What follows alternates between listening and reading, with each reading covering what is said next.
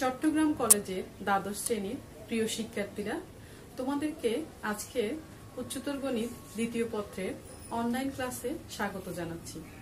আজকে আমি তোমাদেরকে উচ্চতর গণিত দ্বিতীয় পত্রের সপ্তম অধ্যায় ত্রিকোণমিতিক সমীকরণের সাধারণ সমাধান নিয়ে ক্লাস নিব। আজকে আমি মূলত দুটো শিক্ষণফল তোমাদেরকে দেখানোর চেষ্টা করব। একটা হচ্ছে ত্রিকোণমিতিক সমীকরণের সাধারণ সমাধান নির্ণয় এবং নির্দিষ্ট ব্যবধিতে ত্রিকোণমিতিক সমীকরণের সাধারণ সমাধান নির্ণয়। তাহলে আমি ত্রিকোণমিতিক সমীকরণের সাধারণ সমাধানের সংজ্ঞাটা আগে তোমাদেরকে লিখে দিই।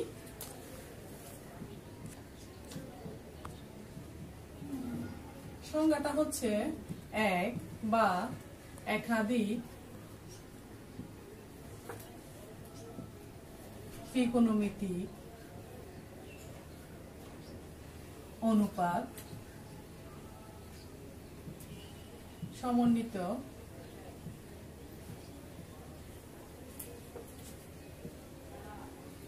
সমীকরণকে ত্রিকোণমিতিক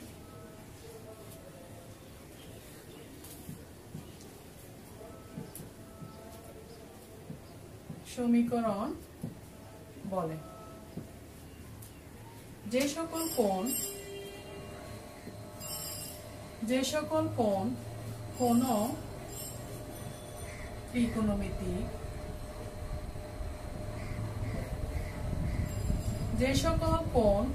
ত্রিকোণমিতিক সমীকরণকে সিদ্ধ করে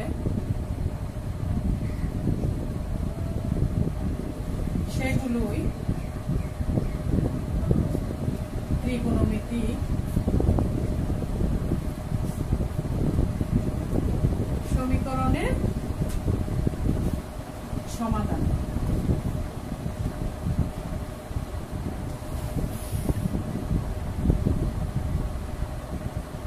ত্রিকোণমিতিক ফাংশনগুলো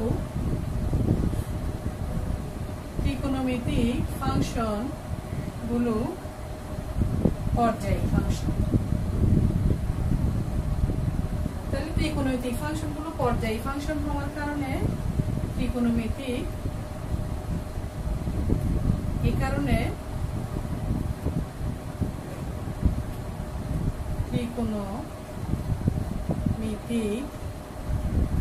সমীকরণের অসংখ্য সমাধান থাকে।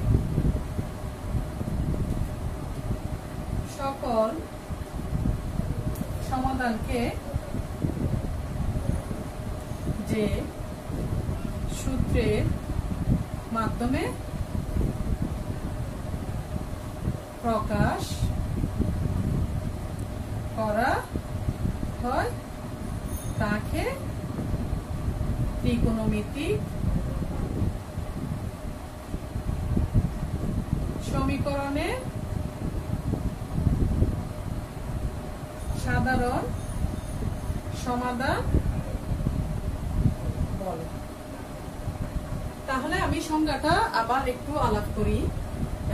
আমি বলছি যে এক বা একাধিক ত্রিকোণমিতিক অনুপাত সমন্বিত সমীকরণকে ত্রিকোণমিতিক সমীকরণ বলে। যে সকল কোণ কোন ত্রিকোণমিতিক সমীকরণকে সিদ্ধ করে সেগুলোই হচ্ছে ত্রিকোণমিতিক সমীকরণের সমাধান। আবার আমরা জানি ত্রিকোণমিতিক ফাংশনগুলো পর্যায়ী ফাংশন। তো পর্যায়ী ফাংশন হওয়াতে তার অসংখ্য সমাধান থাকে। তো এই অসংখ্য সমাধানকে আমরা যদি একটি সূত্রের মাধ্যমে প্রকাশ করি তাহলে সেই সূত্রটাকে আমরা ত্রিকোণমিতিক সমীকরণের সাধারণ সমাধান বলি। আশা করি তোমরা সংজ্ঞাটা বুঝতে পেরেছো।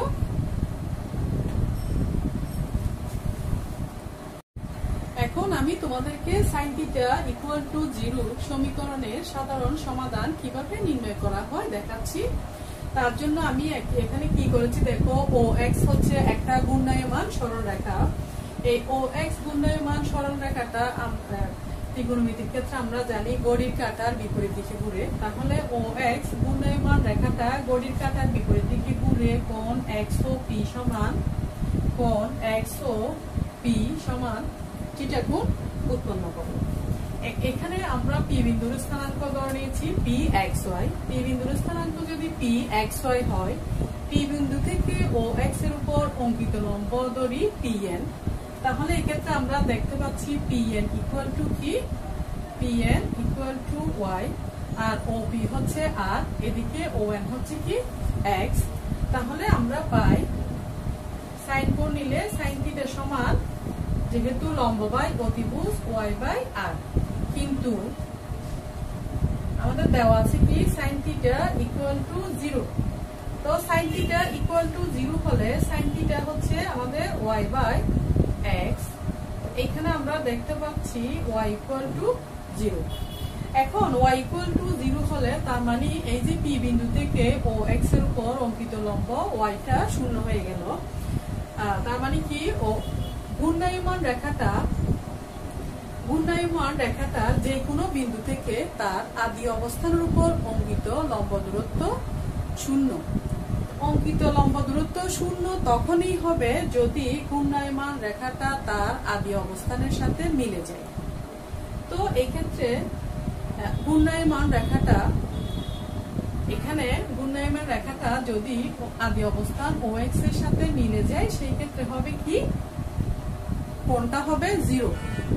আবার এটা আমি যদি ঘূর্ণায়মান রেখাটা এটা যদি এদিকে বর্ধিত করে দিই, তাহলে সেই ক্ষেত্রে আদি অবস্থানের সাথে মিলে গেলে এই পাশে আসলে পাই কোণ উৎপন্ন হবে। তাহলে আমরা বলতে পারি ঘূর্ণায়মান রেখাটা 0 প্লাস মাইনাস পাই, প্লাস মাইনাস 2 পাই, প্লাস মাইনাস 3 পাই ইত্যাদি কোণ উৎপন্ন করে পুনরায় আদি অবস্থানের সাথে মিলে যায়। তাহলে এই ক্ষেত্রে আমরা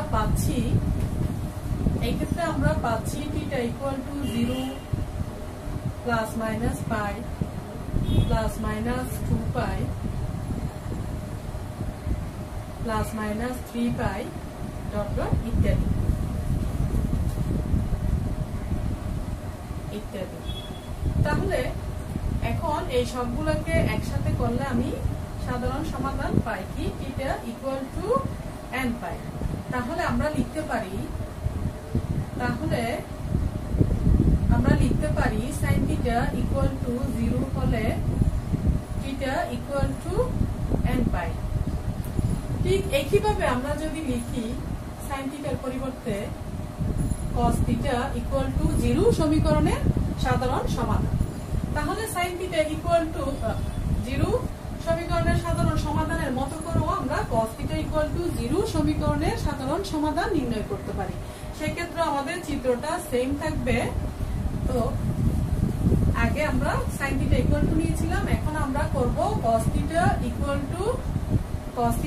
টু আমরা জানি ভূমি বাই অতিভুজ, তার মানে x by r। x by r হলে কিন্তু আমরা করছি কিন্তু cos থিটা ইকুয়াল টু 0। তো cos থিটা ইকুয়াল টু 0 হলে cos থিটা পেয়েছি x by r equal to 0, তার মানে এখানে x ইকুয়াল টু কি 0।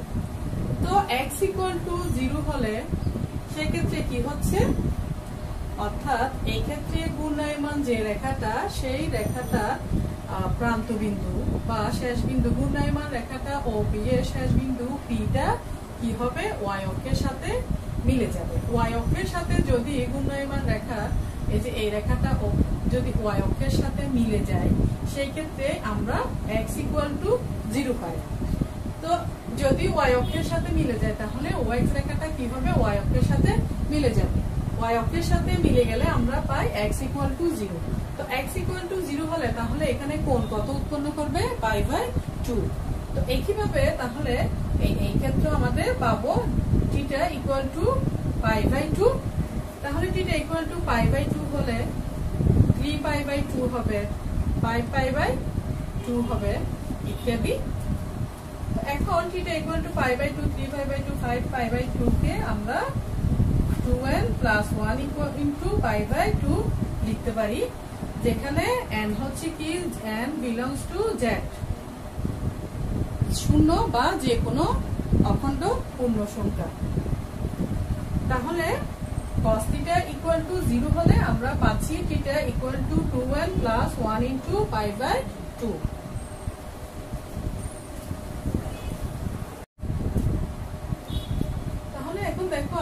সাইন অনুপাতের একটি নির্দিষ্ট মানের জন্য প্রাপ্ত সব কোণকে একটি সাধারণ রাশির সাহায্যে প্রকাশ। তো সাইন অনুপাত আমি আগে দেখাইছি তোমাদের সাইন থিটা ইকুয়াল টু 0 হলে থিটা ইকুয়াল টু n পাই। একইভাবে আমি দেখালাম কি cos থিটা ইকুয়াল টু 0 হলে cos থিটা ইকুয়াল টু 0 হলে theta equal to 2n plus 1 into pi by 2। এই দুই ক্ষেত্রেই সাইন এবং কোসাইন দুই ক্ষেত্রে মানটা ছিল কি 0। এখন 0 ছাড়া অন্য যে কোনো একটা যদি নির্দিষ্ট মান আসে সাইন অনুপাতের একটি নির্দিষ্ট মানের জন্য, অর্থাৎ 0 ছাড়া অন্য যে কোনো যদি মান আসে সেই ক্ষেত্রে প্রাপ্ত সব কোণকে একটি সাধারণ রাশির মাধ্যমে আমরা কিভাবে প্রকাশ করতে পারি। যেমন sine theta equal to sine অনুপাতের নির্দিষ্ট মান, একটা নির্দিষ্ট মান ধরলাম k, যেখানে হচ্ছে k লেস দেন 1, যেখানে k হচ্ছে কি sin θ equal to k, যেখানে k হচ্ছে কি লেস দেন 1। তাহলে বা sin θ equal to, এখন এই k এর মানটা ধরলাম sin আলফা। তাহলে এখানে আলফা কি, আলফা হচ্ছে একটি ক্ষুদ্রতম কোণ, আলফা হচ্ছে এখানে একটি ক্ষুদ্রতম কোণ যার sign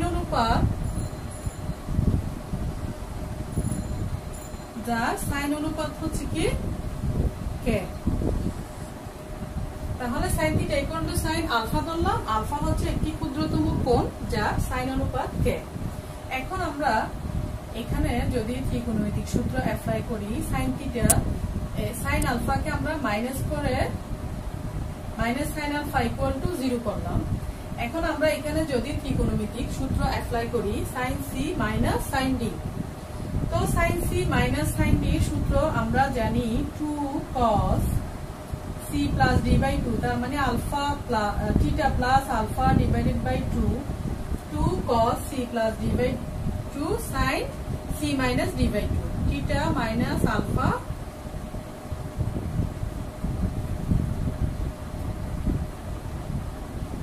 equal to 0, cos theta plus alpha divided by 2 sin theta minus alpha divided by 2 equal to 0। এখন এখান থেকে আমরা cos theta plus alpha divided by 2 equal to 0 লিখতে পারি, অথবা sin theta minus alpha divided by 2 equal to 0 লিখতে পারি। এখন আমি নিচ থেকে উপরে চলে আসছি, cos theta plus alpha divided by 2 equal to 0, অথবা sin theta minus alpha divided by 2 equal to 0। এখন এটাকে আমরা মনে মনে যদি থিটা ধরি, তাহলে cos theta equal to 0 হলে আমরা জানি থিটা ইকুয়াল টু, এখানে থিটা হচ্ছে theta plus alpha divide by 2, আমরা জানি theta equal to 2n plus 1 into pi by 2, এটা আমি শুরুতেই প্রমাণ করেছি। তাহলে theta plus alpha divide by 2 equal to, আমরা এখানে m লিখি 2m plus 1 into pi by 2। এখন এখানে theta plus alpha equal to 2m plus 1 into pi, হিসাব করে আমরা পাচ্ছি theta plus alpha equal to 2m plus 1 into pi, বা এখানেও হচ্ছে আমাদের কি m হচ্ছে কি belongs to z, theta equal to 2m plus 1 into pi minus alpha. এখন 2m প্লাস 1 ইনটু পাই প্লাস এই মাইনাসটাকে আমি প্লাস করে মাইনাস 1 এর উপরে পাওয়ার 2m প্লাস 1 ইনটু আলফা করি, এখানে হচ্ছে 2m প্লাস 1 হচ্ছে একটা বিজোড় সংখ্যা, তাহলে m এর মান যাই দিই না কেন এখানে মাইনাস আসবে। তো এখন এখানে 2m প্লাস 1 এবং 2m এখানে এই পাওয়ার 2m প্লাস 1 কে আমরা n ধরতে পারি, তাহলে আমরা পাচ্ছি n পাই প্লাস মাইনাস 1 এর উপরে পাওয়ার n ইনটু আলফা।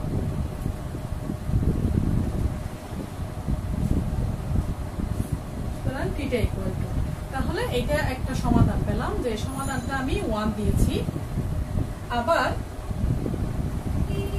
একটু নিচে খেয়াল করো, আমাদের অথবা দিয়ে কি ছিল? আমাদের অথবা দিয়েছিল sin θ minus alpha divide by 2 equal to 0। sin θ minus alpha divide by 2 equal to 0 হলে তার মানে এখানে হচ্ছে sin θ ইকুয়াল টু 0। তো sin θ ইকুয়াল টু 0 হলে আমরা শুরুতে প্রমাণ করেছিলাম sin θ ইকুয়াল টু 0 হলে θ ইকুয়াল টু n পাই। তাহলে এখান থেকে আমরা লিখতে পারি, এখানে θ বলতে θ minus alpha divide by 2 equal to, এখানে যেহেতু m লিখেছি এখানেও m লিখবো, বা θ মাইনাস আলফা ইকুয়াল টু 2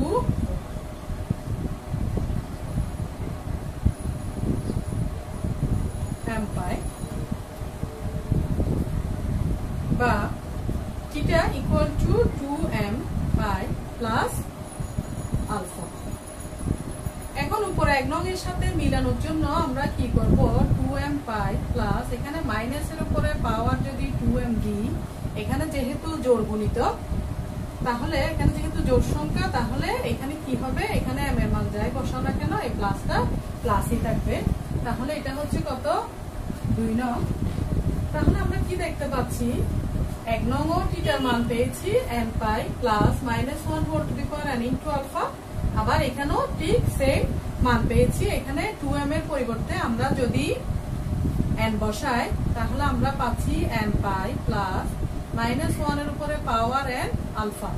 এটাকে আমরা 2 নং দিব।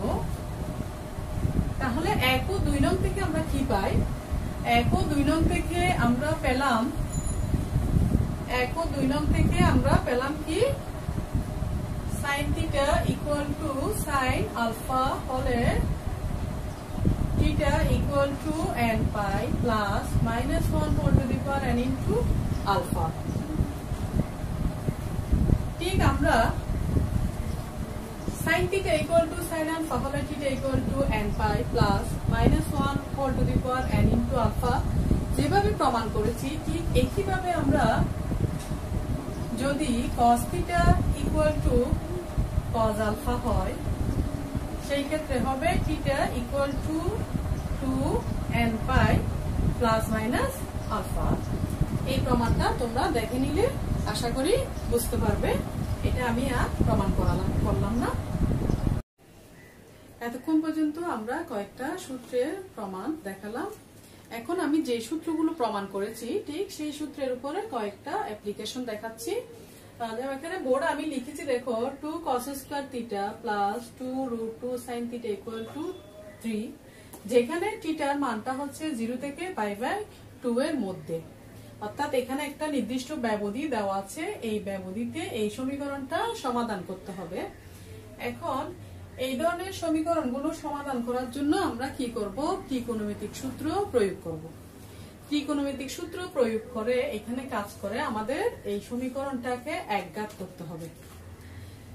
একঘাত করার পরে আমরা যে সূত্রগুলো প্রমাণ করেছি সেই সূত্রগুলো যেটার সাথে মিলবে ঠিক সেই সূত্রটা, যে ক্ষেত্রে যেটা প্রয়োজন সেটাই আমরা প্রয়োগ করব। এখন তাহলে আমরা এখানে অঙ্কটা করা শুরু করি। এটা সমাধান 2 cos স্কয়ার θ প্লাস, এখানে যেহেতু দেখো sin θ আছে, তাহলে এটা আমরা sin θ এর দ্বিঘাতের মতো করতে পারি, cos স্কয়ার θ কে 1 - sin স্কয়ার লিখতে পারি। তাহলে cos স্কয়ার θ কে আমরা যদি 1 - sin স্কয়ার θ লিখি প্লাস 2 √ 2 sin θ ইকুয়াল টু 3, বা 2 - 2 sin square θ plus 2 √ 2 sin θ -3 equal to 0, বা -2 sin স্কয়ার θ প্লাস 2 √ 2 sin θ, এখানে প্লাস 2 আছে, এদিকে -3 আছে, তাহলে আমরা হিসাব করে -1 পাচ্ছি। এখন মাইনাস চিহ্ন দিয়ে যদি আমরা গুণ করে দিয়ে আমরা পাচ্ছি 2 sin square θ -2 √ 2 sin θ plus 1 equal to 0। এখন এটাকে আমরা 2 sin স্কয়ার θ কে √2 sin θ whole square -2 into √2 sin θ into 1 plus 1 square করতে পারি। তো এখন এখানে আমরা তাহলে কি হলো minus B whole square root two sine theta minus 1 whole square equal to 0 বা root two sine theta equal two পাচ্ছি কত 1 আর sine theta equal to 1 by root two বা sine theta equal to 1 by root two হচ্ছে sine 45 degree মান sine pi by 4 sine pi by 4 হলে তাহলে আমাদের সূত্র কোনটার সাথে মিলছে sine theta equal to sine alpha তো sine theta equal to sine alpha হলে আমরা জানি theta equal to n pi plus minus 1 এর উপর পাওয়ার n ইনটু আলফা এখানে আলফা বলতে হচ্ছে কত পাই by 4 therefore theta equal to যেখানে n belongs to z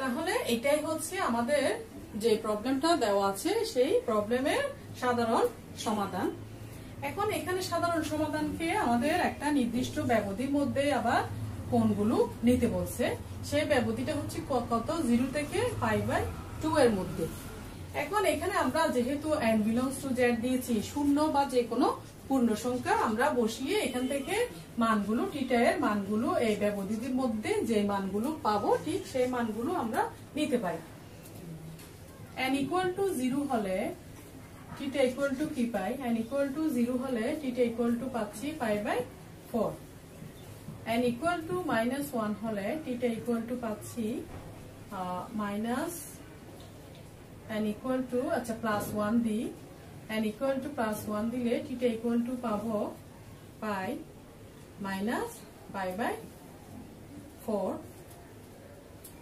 equal to 3 pi by 4 যা গ্রহণযোগ্য নয় তাহলে একের চেয়ে বড় আমরা যদি আরো বসাই 2 3 4 ইত্যাদি বসাই তাহলে মান আরো বড় হয়ে যাবে সেই ক্ষেত্রে থিটার মান আমাদের গ্রহণযোগ্য হবে না এখন n ইকুয়াল টু এবার নেগেটিভের দিকে কি মান পাওয়া যায় দেখি n ইকুয়াল টু -1 হলে থিটা ইকুয়াল টু পাচ্ছি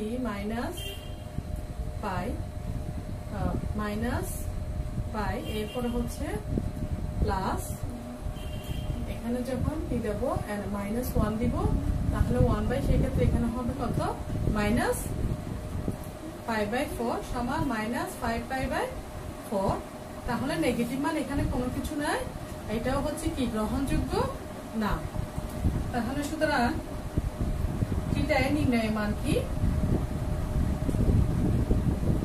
নির্ণয় মান ইকুয়াল টু পেয়েছি কত শুধু পাই বাই 4 তাহলে এটাই হচ্ছে আমাদের যে প্রবলেমটা দেওয়া আছে তার নির্ণয় সমাধান এখন যে প্রবলেমটা লিখেছি দেখো cos x plus √3 sin x equal to √2 এটা আমাদের আগের ফরম্যাট থেকে আলাদা একটা অঙ্ক এই ফরম্যাটটা হচ্ছে মূলত আমরা একটু নোট দিয়ে লিখে রাখতে পারো এটা হচ্ছে a cos x plus b sin x equal to c a cos x plus b sin x equal to c এই টাইপের সমীকরণ এই টাইপের সমীকরণ যদি থাকে সেই ক্ষেত্রে আমরা কি করব উভয় পক্ষে রুট এখানে cos x এর সহগ এবং sin x এর সহগ a square plus b square উভয় পক্ষে root a square plus b square দ্বারা ভাগ করতে হয় তাহলে বললাম যে a cos x plus b sin x equal to c এই টাইপের সমীকরণগুলো সমাধান করার জন্য আমাদের প্রথমেই উভয় পক্ষকে root a square plus b square দ্বারা ভাগ করতে হয় এরপরে sin x এর সাথে sin x এর জানা মান এরপরে cos x এর সাথে cos x এর জানা মান নিয়ে সূত্র প্রয়োগ করতে হয় যেমন আমরা এখানে দেখি তাহলে এখানে cos x এর সহগ হচ্ছে 1 আর sin x এর সহগ হচ্ছে √3 তাহলে আমরা কি করব উভয় পক্ষকে √1 square plus √3 square equal to এখান থেকে আমরা হিসাব করে পাচ্ছি কত 2 দ্বারা ভাগ করে পাই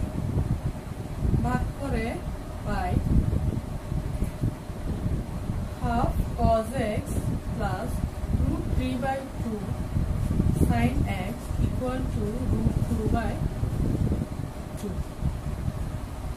তো এক নম্বর স্টেপটা হলো তাহলে উভয় পক্ষকে 2 দ্বারা ভাগ করে আমরা পেলাম half cos x plus root 3 by 2 sin x equal to root 2 by 2. এখন আমাদের 2 নাম্বার স্টেপটা বলছিলাম কি আমি cos x এর সাথে cos এর জানা মান, sin x এর সাথে sin এর জানা মান। আচ্ছা, এখানে cos x আছে, তাহলে cos x এর সাথে আমাদের আছে কত হাফ, তাহলে হাফ হচ্ছে cos কত ডিগ্রির মান, হাফ হচ্ছে আমরা জানি cos কত 60 ডিগ্রির মান হচ্ছে হাফ, তাহলে cos x ইনটু হাফ এর মান হবে cos 60 ডিগ্রি হচ্ছে pi by 3 plus root 3 by 2 sin x into root 3 by 2 হচ্ছে আমরা জানি sin এর জানা মান হচ্ছে root 3 by 2 হচ্ছে কত sin 60 degree pi by 3 equal to right hand side এ পাচ্ছি 1 by root 2। এখন এখানে আমাদের কি হলো cos a cos b plus sin a sin b, cos a cos b plus sin a sin b সূত্র আমরা জানি cos a minus b, তাহলে লিখতে পারি আমরা cos x minus pi by 3 equal to তাহলে 1 by root 2, এদিকে হচ্ছে এটা যদি cos theta ধরি তাহলে cos theta equal to cos alpha পেতে হবে, তাহলে 1 by root 2 হচ্ছে cos pi by 4, তাহলে আমাদের হয়ে গেল কি cos theta equal to cos alpha, cos theta equal to cos alpha হলে আমরা জানি theta equal to এখানে theta হচ্ছে x minus pi by 3 equal to theta equal to 2 and pi plus minus pi by 4, x equal to 2 and pi plus minus pi by 4 minus pi by 3 টা এখানে plus pi by 3 হয়ে গেল। এখন আমি উপরে চলে আসি, তাহলে বা এখানে আর কিছু নাই, শুধু হিসাবটা করে দেওয়া x equal to তাহলে আমরা পাচ্ছি 2 and pi plus minus pi by plus pi by 4 plus pi by 3 করলে আমরা পাবো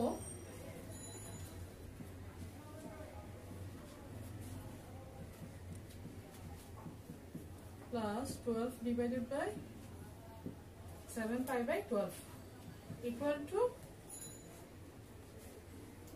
তাহলে এখানে আমরা 24 24 and plus 7 into pi by 12,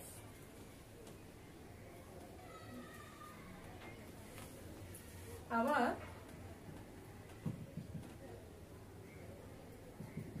x equal to এখান থেকে একবার প্লাস নিয়ে এই মানটা পেলাম, আবার মাইনাস নিলে 2 and pi minus pi by 4 plus pi by 3 equal to 2 and pi, এখানে আমাদের হিসাব করলে হয় 12 plus pi by 12,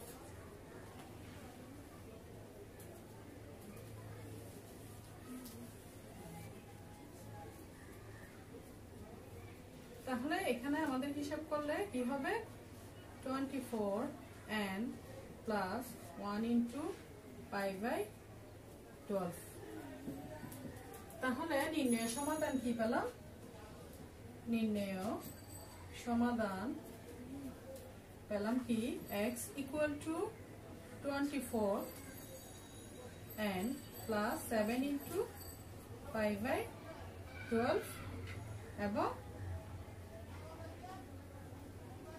কমা বা নির্ণয় সমাধান কমা 24 and plus 1 into pi by 12,